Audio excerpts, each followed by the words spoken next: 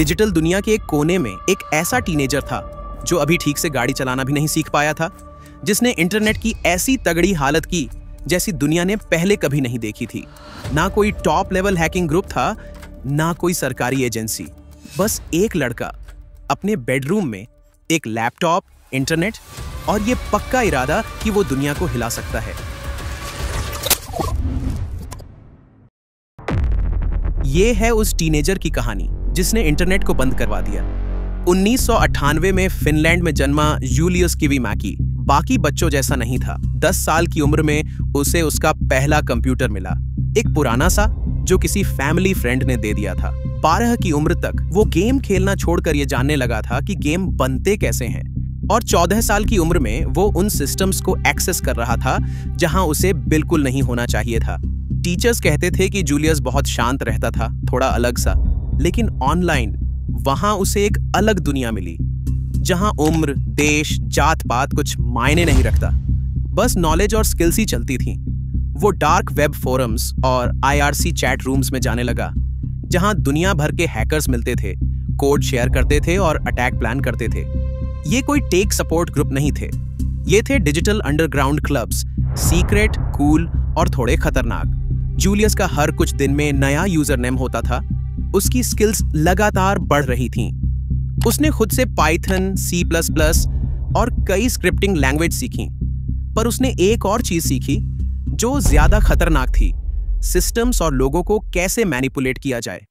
वो social engineering करने लगा, यानी लोगों को बेवकूफ बनाकर उनसे पासवर्ड निकलवाना, वायरस लिंक पर क्लिक कराना या उन्हें एक्सेस देना जो उन्हें देना ही नहीं चाहिए। जूलियस ने वो समझ लिया था जो बहुत कम लोग समझ पाते हैं। किसी भी सिस्टम की सबसे बड़ी कमजोरी इंसान होता है।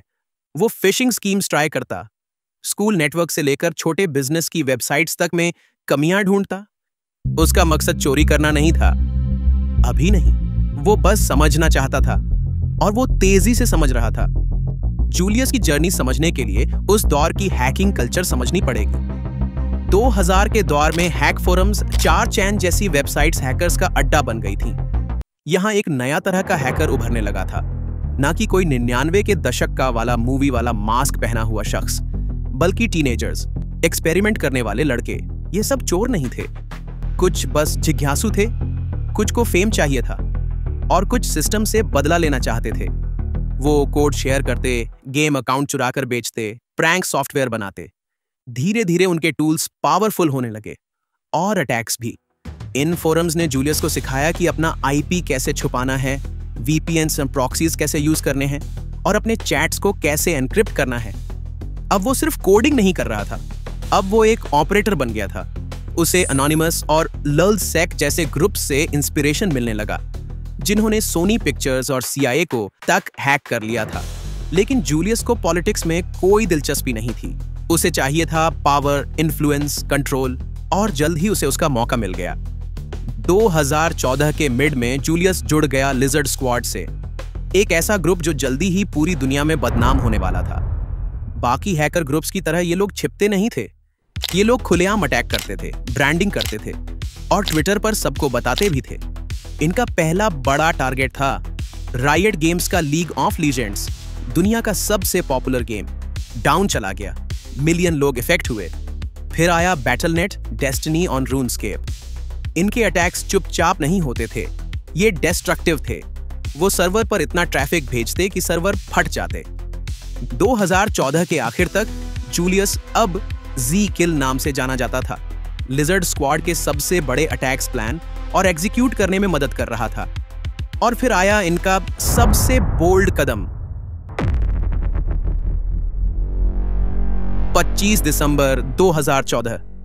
दुनिया भर में बच्चे अपने गिफ्ट्स खोल रहे थे, नए Xbox और PlayStation कनेक्ट हो रहे थे, लेकिन कुछ भी काम नहीं कर रहा था। PlayStation नेटवर्क और Xbox लाइव दोनों बिल्कुल बंद थे। इस दिन जो साल का सबसे बड़ा गेमिंग डे होना था, वो डिजास्टर बन गया। सोशल मीडिया आग की तरह भर गया, न्यूज चैनल्स हैरान। लिजर्ड स्क्वाड ने जिम्मेदारी ली, खुलेआम ट्विटर पर। क्यों किया ये सब? उनका कहना था ये एक जोक था, या फिर क्रिसमस के बिजनेस बनने के खिलाफ एक प्रोटेस्ट। या बस ये दिखाने के लिए कि हमारा इंटरनेट कितना कमजोर है। लेकिन असली बात शायद और सिंपल थी। देखो, हम कर सकते हैं। कुछ टीनेजर्स ने सही टूल्स से करोड़ों लोगों की क्रिसमस खराब कर दी। DDoS अटैक के लिए ट्रैफिक चाहिए होता है, बहुत सारा। और वो ट्रैफिक जूलियस और उसके ग्रुप ने कैसे बनाया? बॉटनेट्स से।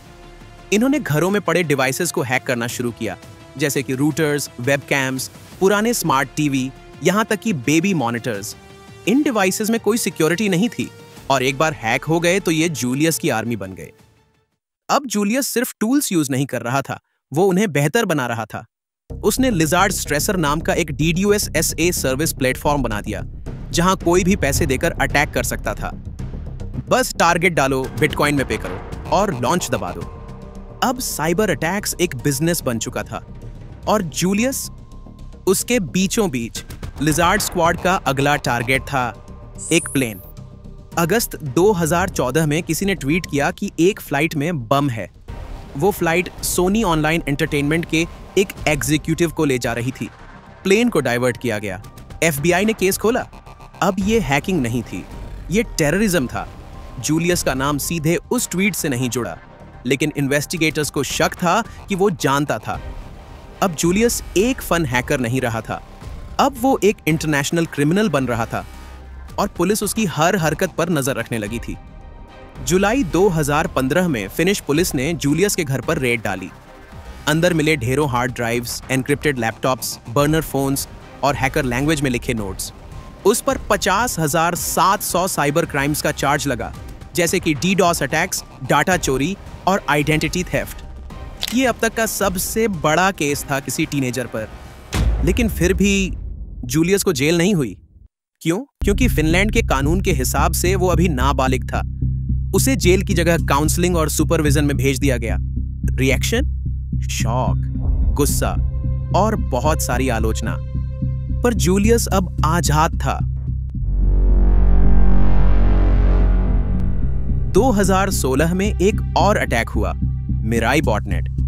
इसने ट्विटर, नेटफ्लिक्स, रेडिट, पेपाल जैसी साइट्स को ठप कर दिया। मिराई वही तरीका यूज कर रहा था जो जूलियस ने कभी बनाया था। हालांकि मिराई को ऑफिशियली कुछ अमेरिकी स्टूडेंट से जोड़ा गया, पर कुछ एक्सपर्ट्स का मानना था जूलियस शायद इसमें भी शामिल था। कोई सबूत नहीं मिला, लेकिन जूलियस का स्टाइल अब दूसरों के द्वारा कॉपी हो रहा था। 2020 में जूलियस फिर खबरों में आया, इस बार एक बैंक फ्रॉड स्कीम में। फिनिश पुलिस का कहना था कि उसने यूरोप में बैंक यूजर्स का डेटा चुराने के लिए एक फिशिंग ऑपरेशन चलाया। नुकसान मिलियंस में। फिर से पकड़ा गया, लेकिन सजा फिर से धुंधली। कुछ लोग कहते हैं कि उसने इनसाइड इन्फो दे दी, इसलिए छोड़ दिया गया। कुछ कहते हैं कानून के लूप होल्स की वजह से। पर एक बात साफ थी, जूलियस सुधरा नहीं था, उसने बस अपना टारगेट बदल लिया था। आज जूलियस किवीमैकी कहां है, कोई नहीं जानता। कुछ कहते हैं वो अब एक साइबर सिक्योरिटी एक्सपर्ट है, जो उन्हीं अटैक्स से कंपनियों को बचा रहा है जो वो पहले करता था। कुछ कहते हैं कि वो अब भी डार्क वेब पर एक्टिव है, नए नाम, नए टूल्स के साथ। कुछ ये भी मानते हैं कि किसी सरकार ने उसे हायर कर लिया, एक ऑफ द बुक्स साइबर मर्किनरी। पर एक बात तो तय है, जूलियस सिर्फ एक बार का हादसा नहीं था। उसका असर आज भी हर बड़े अटैक में दिखता है। मिराई हो, सोलरविंड्स हो या Log4Shell, एक्सपर्ट्स आज भी चुपचाप पूछते हैं, क्या ये भी उसका काम हो सकता है?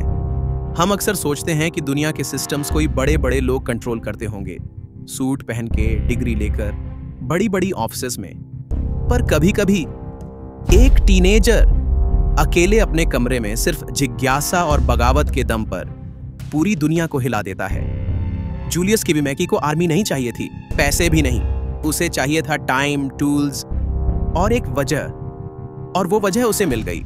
सवाल ये नहीं कि उसने ये कैसे किया, सवाल ये है ऐसे कितने और लोग होंगे जो आज भी इंटरनेट पर बैठे सीख रहे हैं, देख रहे हैं और सही टाइम का इंतजार कर रहे हैं। क्योंकि इंटरनेट उतना ही मजबूत है जितना उसका सबसे कमजोर हिस्सा, और जब वो हिस्सा कोई स्मार्ट फ्रिज या ओपन कैमरा हो तो हम सब रिस्क में हैं। ये थी कहानी उस टीनेजर की जिसने इंटरनेट बंद कर दिया। अगर आपको ये कहानी पसंद आई हो तो वीडियो को लाइक, सब्सक्राइब और शेयर जरूर करें।